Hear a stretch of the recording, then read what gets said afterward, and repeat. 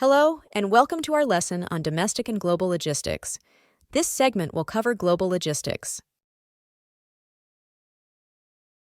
Logistics managers overseeing product and material movements face various challenges, extending beyond local considerations.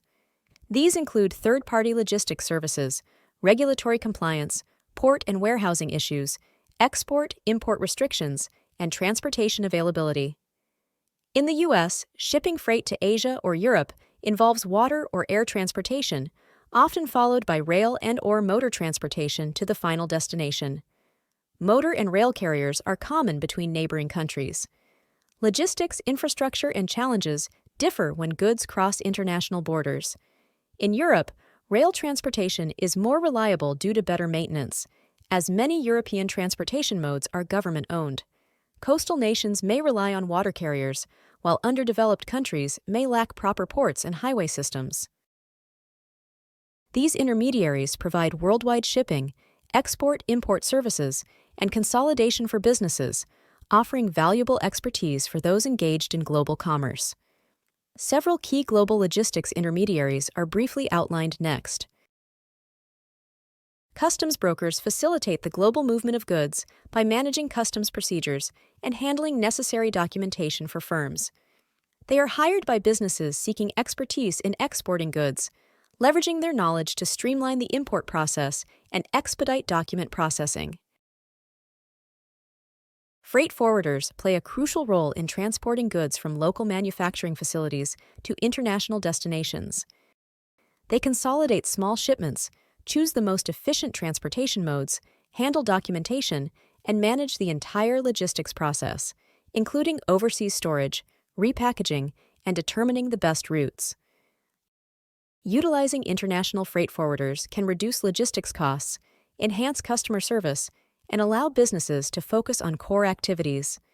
In recent times, the trend of right-shoring has emerged, combining far-shore, domestic, and near-shore opportunities into a cost-effective and flexible logistics strategy. As labor costs rise, crude oil prices fluctuate, and the value of the U.S. dollar decreases, global shippers need to be more adaptable in sourcing goods.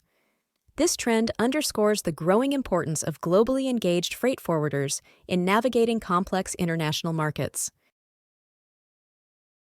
Trading firms facilitate the connection between sellers and buyers across different regions, overseeing import-export logistics, transportation, and documentation for both goods and services.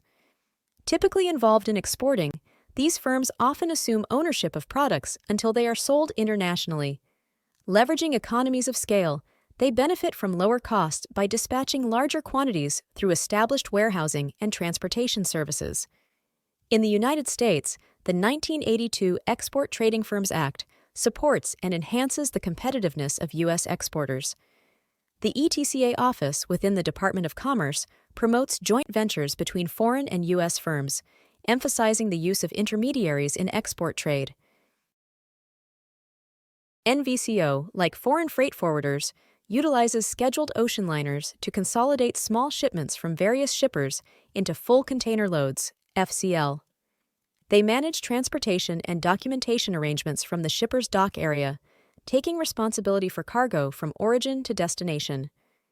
Despite not owning vessels, NVCOs establish contracts with ocean liners, allowing them to subcontract land travel with motor or rail carriers. This is the end of this segment of our lesson. In the next segment, we shall discuss foreign trade zones. This course is presented to you by South Europe College. Thank you for listening, and see you on our next segment.